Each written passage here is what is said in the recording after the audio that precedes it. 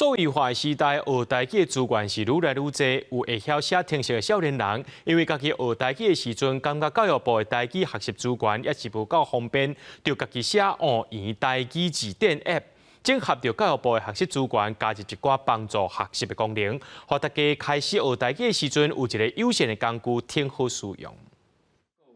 就是会使学台语的罗马字。 试者就会拨教育部的相动。这个学言台语字典 App， 甲教育部台语词典的资源整合做伙，这个 App 就会当学罗马字，嘛当查词典。而且往过若初学者要用教育部网络词典学台语，定爱伫找词的哪位切换台语输入，也是华语输入。学言 App 甲夹做伙，较方便初学者学台语。咱会使收藏想要学的词啊，做学习啊，像讲咱嘛会使做笔记啊。 那嘛会使甲一个台语词变做一张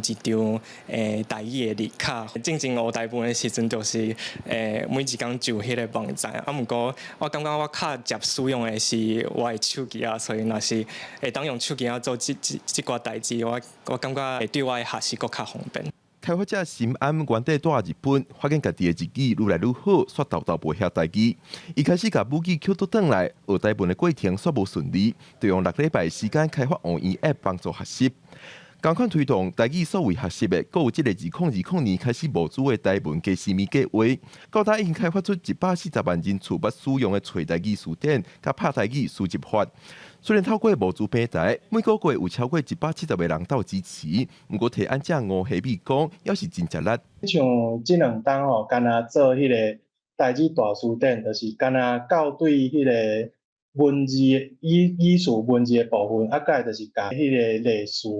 解说日文的部分，甲伊数位化。 干那这尔已经做2工半，干那台语大词典尔，差不多做一半尔。学言 App 的心安希望继续开发学习台语变调的功能。台文加西米的吴希美也望继续甲古早的台语词典数位化。学台语长时行，这阵少年人也当咧用家己的方式，伫现代推动利便的管道，帮助大家学台语，大家拢通甲母语捡倒转来。记者郭林玉凯台北报道。